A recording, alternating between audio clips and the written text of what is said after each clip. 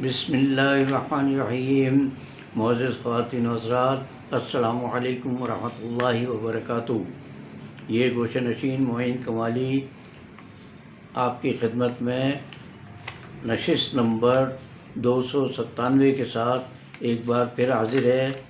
اس بار بھی تھوڑا سا وقفہ زیادہ ہو گیا ہے۔ اس کے دو اسباب ہیں جنہیں میں اگر ذاتی کہوں تو بے جا نہ ہوگا۔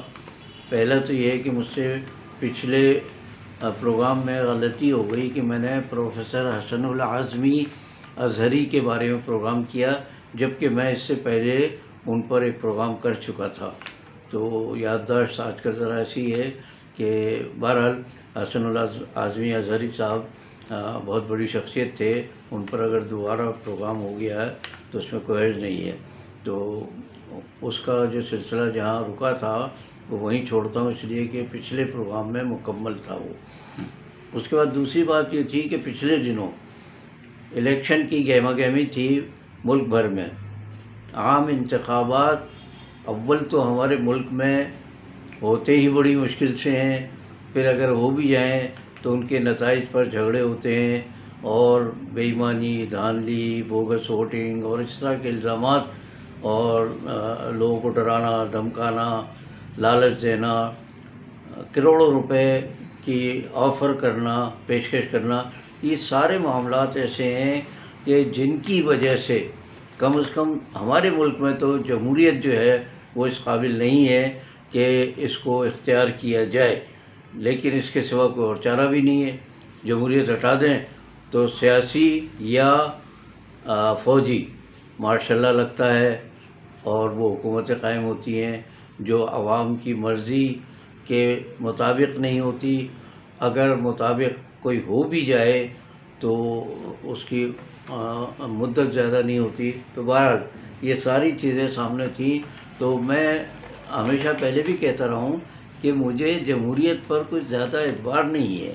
پاکستان کے لحاظ سے جمہوریت کوئی اچھی چیز نہیں ہے، لیکن اس کے سوا کوئی اور راستہ بھی نہیں ہے، مشکل ساری ہے۔ تو اسی لیے جمہوریت کے بارے میں یہ جملہ یا یہ شعر بار بار دہرایا جاتا ہے کہ جمہوریت وہ طرز حکومت ہے کہ جس میں بندوں کو گنا کرتے ہیں، تولا نہیں کرتے۔ اب گننے اور تولنے کا فرق سمجھ لیجئے کہ یہاں مردم شماری کے حساب سے ووٹ مقرر کیے جاتے ہیں، اور بالغ لوگوں کو 18 سال سے زیادہ عمر کے لوگوں کو ووٹ دینے کا حق ہوتا ہے۔ تو وہ تقریباً ہمارے حساب سے اس وقت پاکستان میں 12 سے 13 کروڑ افراد ایسے ہیں کہ جنہیں ووٹ دینے کا حق حاصل ہے۔ اب ان 12 سے 13 کروڑ افراد میں اگر آپ تقسیم کریں تو مشکل سے 5 سے 10% لوگ پڑھے لکھے ملیں گے ان میں۔ چلیے پڑھے لکھا ہونا ایک الگ چیز ہو گئی، سیاسی طور پر شعور بھی ہمارے عوام کو حاصل نہیں ہے۔ انہیں اچھے برے کی تمیز، میں صاف کہہ رہا ہوں، اس میں کوئی صاحب برا نہ مانے، کہ تمیز نہیں ہے۔ انہیں پتہ ہی نہیں ہے کہ ان کا ہمدرد کون ہے، اور اگر پتہ بھی ہے تو دباؤ میں آ کے اس کی حمایت نہیں کرتے۔ ایسے اونٹ پٹانگ قسم کے لوگ جن کے پاس دھونس ہے، دھاندلی ہے، پیسہ ہے، سارے حربے ہیں جیتنے کے، اکثر وہی کامیاب ہوتے ہیں۔ شریف لوگ، پڑھے لکھے لوگ، دیانتدار لوگ مشکل سے آگے آتے ہیں۔ اور سیاسی جماعتوں کو آپ دیکھ لیں پاکستان کی، اس وقت تک 3 سیاسی جماعتیں ملک پر حکمرانی کرتی چلی آ رہی ہیں۔ 2 تو مستقل رہی ہیں، تیسری جو تھی تحریک انصاف جسے کہتے ہیں ہم، اس کا تجربہ سمجھ لیں 2018 سے اور 3.5 سال تک رہا۔ اس کی کارکردگی تو پوری دنیا میں مشہور ہے کہ بدترین کارکردگی، نہایت اخلاق سے گرے ہوئے لوگ، بہت سمجھ لیے کہ سیاسی طور پر بھی قلاش لوگ، وہ کسی طرح قومی اور صوبائی اسمبلیوں کے ارکان بنائے گئے اور ہم پر مسلط کیے گئے۔ انہوں نے جو ملک کا حشر کیا، سچی بات ہے کہ پچھلی دور کی 2 حکومتوں میں اتنا برا حال ملک کا نہیں کیا ہوگا۔ بہرحال یہ ایک الگ موضوع ہے، لیکن دو جماعتیں جو مستقل طور پر پاکستان پر حکمرانی کرتی چلی آ رہی ہیں، ان میں سے ایک مسلم لیگ ہے اور ایک پیپلز پارٹی ہے۔ مسلم لیگ کے نام بدلتے رہے اور چہرے تو بدلے ہی نہیں، اس لیے کہ یہ موروثی پارٹیاں ہیں دونوں۔ پیپلز پارٹی میں بھی بے نظیر بھٹو سے بھی پہلے، بلکہ کہنا چاہیے ذوالفقار علی بھٹو کے زمانے سے آج تک موروثی سیاست ہے، اور اس وقت حال یہ ہے کہ بلاول بھٹو زرداری کم عمر سیاست کے لحاظ سے اور شعور بھی جتنا بھی ہے ان کو، تو آپ اندازہ کیجئے کہ صرف یعنی خاندانی یا وراثتی سیاست کی وجہ سے انہیں وزیر اعظم بنانے کی سوچ رہے ہیں پیپلز پارٹی والے۔ ارے بھائی، پیپلز پارٹی میں کیا آپ کے یہاں لوگ نہیں ہیں پڑھے لکھے سمجھدار؟ بیرسٹر بھی ہیں آپ کے یہاں، بہت اچھے ڈاکٹرز بھی ہیں، بہت قابل لوگ ہیں، دانشور لوگ ہیں آپ کے یہاں، انہیں آپ کیوں نہیں آگے لاتے؟ بس پہلے بھٹو ہوں گے، پھر بے نظیر ہوں گی، پھر زرداری ہوں گے، پھر ہمارے یہ بلاول بھٹو صاحب ہوں گے۔ پورے ملک میں انہیں کوئی اچھا آدمی ملتا ہی نہیں ہے۔ اچھا، پھر ان سب کا عالم یہ ہے کہ ان پر اگر کرپشن کے مقدمات ثابت نہیں بھی ہوئے تو ساری دنیا جانتی ہے کہ انہوں نے کتنی لوٹ مار کی ہے۔ جتنی بیرونی امداد بھی آتی تھی اور قومی وسائل بھی جو ہوتے تھے ہمارے، یعنی قدرتی وسائل، ان سب کو ان لوگوں نے اپنے خاندان کے لیے استعمال کیا، اپنے ساتھیوں کے لیے استعمال کیا۔ ملک اور قوم کو اگر یہ دیتے اس میں سے، میں کہتا ہوں اگر آدھا بھی دے دیتے اس میں سے، تو آپ دیکھتے کہ ملک کہاں سے کہاں پہنچتا۔ ہمارے ساتھ آزاد ہونے والے ملک یا ہم سے بعد سیاسی طور پر آگے آنے والے ملک، وہ سب ہم سے آگے بڑھے ہوئے ہیں۔ بھارت کو دیکھ لیجئے، ہندوستان جب تھا تو اس کے دو ٹکڑے ہوئے تھے، ایک پاکستان بنا، ایک بھارت بنا۔ بھارت کی ترقی کا پاکستان سے کوئی موازنہ ہی نہیں کر سکتے، اتنی ترقی کی اس نے۔ نہایت گھٹیا درجے کے لوگ بھی آئے ہیں بھارت میں، یعنی متعصب، مسلمانوں کے دشمن، اقلیت کو حقوق نہ دینے والے ایسے لوگ بھی حکمران آئے، لیکن بحیثیت مجموعی ان حکمرانوں نے اپنے ملک کو ترقی کی اعلیٰ منازل تک پہنچایا۔ مثال آپ اپنے ملک کی لے لیجیے نا، کہ ہمارا ملک کا ایک حصہ تھا مشرقی پاکستان، اندرونی اور بیرونی سازش کی وجہ سے وہ الگ ہوا اور بنگلہ دیش بنا۔ 1971 کی بات ہے یہ۔ 1971 سے میں ہم سے الگ ہونے والا، یا دوسرے لفظوں میں کہ یہ آزاد ہونے والا ملک آج ہمارے مقابلے میں ترقی میں کم از کم 2 گنا آگے ہے۔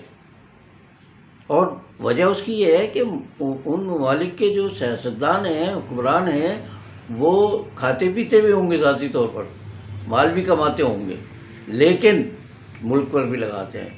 عوام کی خیر و فلاح ان کے نزدیک سب سے بڑا مقصد ہوتا ہے۔ اپنا کھانا پینا ہر ملک میں ہوتا ہے، بڑے بڑے ترقی یافتہ ممالک کی بھی آپ پڑھ لیجئے کہانیاں، وہاں بھی ہوتا ہے یہ، لیکن اس بری طرح نہیں کھاتا کہ عوام کو تو سرے سے کچھ دے ہی نہیں۔ آپ اندازہ کیجئے 1958 میں جب مارشاء اللہ آیا تھا، اس وقت ذوالفقار علی بھٹو کابینہ میں شامل ہوئے تھے، ایوب خان کی کابینہ میں۔ آپ کتنے سال لگا لیجئے، کتنے سال ہو گئے، 58 کا مارشاء اللہ تو 60 سال ہو گئے تقریباً اس وقت کو۔ اس 60 سال 65 سال کے عرصے میں پیپلز پارٹی کے ذوالفقار علی بھٹو صاحب اور ان کی اولاد یا وہ حکمران رہی اس ملک پر، یا حکمرانی میں شریک رہی، تو ان کے اپنے علاقوں کو جا کر دیکھ لیجئے عوام کس قسم پرسی کے عالم میں زندگی گزار رہے ہیں۔ لاڑکانہ اور سندھ کے دیہی علاقے جو ہیں، وہاں آپ جا کر دیکھ لیجئے، جو لوگ اپنے عوام کو، اپنے علاقے کے لوگوں کو اور جن سے ووٹ لیتے ہیں ان کو کچھ نہ دے سکیں تو ملک و قوم کو کیا دیں گے؟ چنانچہ آج جو ہماری بدترین حالت ہے یہ انہی لوگوں کی وجہ سے۔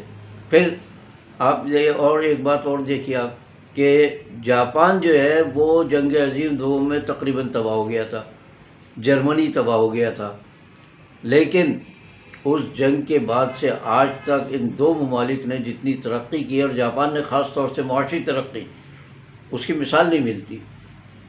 پھر چین کی مثال لیجئے، ہمارا دوست ملک ہے، ہم اس کے لیے بڑے دعوے کرتے ہیں کہ جو ہماری دوستی جو ہمالیہ سے اونچی ہے اور سمندروں سے گہری ہے.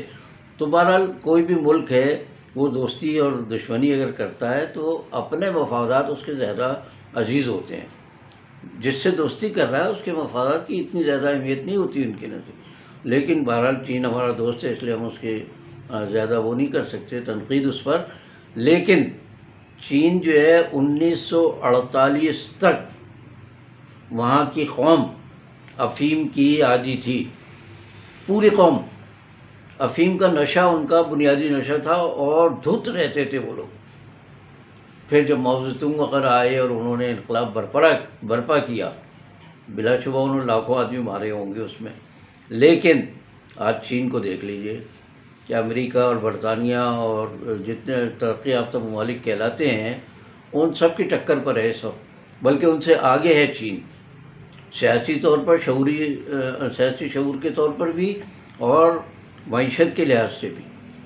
چین کا مقابلہ امریکہ اور دوسرے ترقی یافتہ ممالک بھی اب نہیں کر پا رہے، اتنا آگے بڑھ گیا وہ. وہی افیم کی قوم، افیم کی عادی، نشے میں دھت رہنے والی قوم. جب انہیں صحیح رہنما مل گئے، صحیح حکمران مل گئے تو انہوں نے دنیا پر غلبہ حاصل کر لیا. آج کا غلبہ وہ ہتھیاروں کا غلبہ نہیں ہوتا ہے، موجودہ دور کا غلبہ ہوتا ہے معاشی غلبہ. آپ دیکھ لیجیے پوری دنیا میں چین کی مصنوعات بہت سستے اور اچھے معیار کی مل جاتی ہیں. تو میں اب پاکستان سے اس لیے موازنہ کر رہا ہوں کہ ہم 1947 میں آزاد ہوئے تھے اور چین اور یہ جاپان اور جرمنی یہ اس وقت تباہل تھے یہ. لیکن آج کہاں سے کہاں پہنچے ہیں اور ہم نیچے گرتے ہی چلے جا رہے ہیں. اس کی وجہ بنیادی ایک ہی ہے کہ ہمارے یہاں قیادت کبھی بھی، سوائے ایک دو کو چھوڑ لیجیے آپ، کبھی بھی مخلص قیادت نہیں آئی، ملک و قوم کی ہمدرد قیادت نہیں آئی. اپنے ذاتی مفادات کے لیے یا اپنے خاندانی مفادات کے لیے ان لوگوں نے کام کیے. اور موجودہ جو انتخابات ہوئے ہیں ابھی حال ہی میں 8 فروری کو، اس کے نتائج آپ دیکھ لیجئے. مسلم لیگ اور پیپلز پارٹی اور تحریک انصاف، ان 3 جماعت کے لوگوں کو زیادہ ووٹ ملے ہیں. مجموعی طور پر آپ ان کی کو شمار کریں تو بس یہی 3 پارٹیاں اعلیٰ ترین پارٹیاں قرار پائی، بلند ترین سطح پر ہیں یہ. ان کی قیادت کو دیکھ لیجئے، ان کے لوگوں کو دیکھ لیجئے، ان کا ماضی دیکھ لیجئے. کسی ایک میں بھی کوئی خوبی مل جائے تو ہم اس کی تعریف کریں. میں تقریباً 50 سے 55 سال تک صحافت میں رہا. مجھے لوگ پوچھتے ہیں آپ کس کے حامی ہیں، میں نے کہا بھائی 55 سال کے صحافت کے دور میں 25 سال تو وہ ہیں جس میں اداریے لکھے میں نے. تو مجھے ایک حکومت ایسی نظر نہیں آئی کبھی بھی کہ جس کی میں تعریف کر سکوں، اس لیے کہ یہ عوام کے نمائندے نہیں ہیں. یہ سراسر فریب ہے کہ یہ عوام کے نمائندے ہیں. کس طرح ان کو ہانک کر لایا جاتا ہے، کس طرح ان کو لالچ دیا جاتا ہے، کس طرح ڈرایا دھمکایا جاتا ہے. اس قدر ان کے ساتھ ایسا سلوک ہوتا ہے کیونکہ پڑھے لکھے لوگ نہیں ہیں. ہماری عوام کی اکثریت جو ہے وہ پڑھے لکھوں پر مشتمل نہیں ہے. سیاسی شعور تو بہت دور کی بات ہے. اب بیچارے غریب دیہاتی آدمیوں کو، اور دیہات کی اکثریت، ہمیں 75% آبادی جو ہے دیہات پر مشتمل ہے اور زراعت پیشہ ہے وہ. اب ان سے کوئی ہانک کر کہہ دے کہ چلو ووٹ ڈالنے چلو. اب ہمارے سندھ میں تو خاص طور سے، پنجاب وغیرہ میں بھی ہیں، صوبہ سرحد اور بلوچستان میں، لیکن یہاں وڈیروں کی اور جاگیرداروں کی اور نوابوں کی اور کیا کیا کہیں ان کو، سرداروں کی، ان کی حکومت ہوتی ہے. یہ جو چاہتے ہیں ہوتا ہے. تو میں برملا کہہ سکتا ہوں کہ انتخابات پر ان کی حاکمیت کے اثرات ہوتے ہیں. ہمارے انتخابات کو میں تو بالکل نہیں مانتا کہ آزادانہ انتخاب ہو، اور پھر آزادانہ ہو بھی جائیں تو کن لوگوں سے آپ ووٹ مانگ رہے ہیں جنہیں پتہ ہی نہیں ہے کہ سیاست. آپ دیکھ لیں نا کہ پیپلز پارٹی اور مسلم لیگ، نون، پہلے نون نہیں تھی، خالی مسلم لیگ تھی، تو ان کی حکومتوں میں ان کو کم از کم 40-50 سال 60 سال ہو گئے ان بعض کو تو حکومت کرتے ہوئے۔ ان کی حکومتوں میں عوام کو ملا کیا ہے سوائے IMF کے قرضے، ورلڈ بینک کے قرضے، اور وہ قرضے بھی لے کے یہی کھا جاتے ہیں، عوام تک نہیں پہنچتے وہ قرضے۔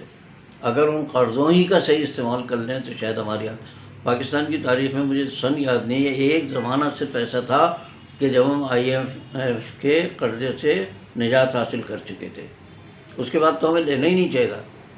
آپ ذرا اندازہ کیجئے، پاکستان میں تیل کے ذخائر ہیں بہت زیادہ، گیس کے ذخائر ہیں، سونے، تانبے، ان چیزوں کے ذخائر ہیں، ہیرے جواہرات، اور سمندر اتنا بڑا جہاں سے آپ مچھلی اور دوسری جو آبی مخلوق ہے اس سے استفادہ کرتے ہیں، اور یہاں سے تجارت کی آسانی ہے۔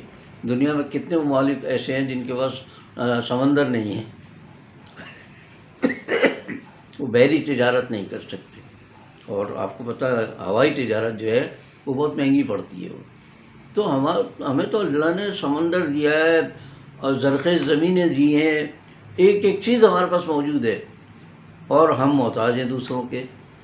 تو محتاج عوام کی وجہ سے نہیں ہے، عوام تو بیچارے مظلوم ہیں، ان کی تو کہیں چلتی بھی نہیں ہے، اور وہ کچھ سمجھ بوجھ بھی نہیں رکھتے۔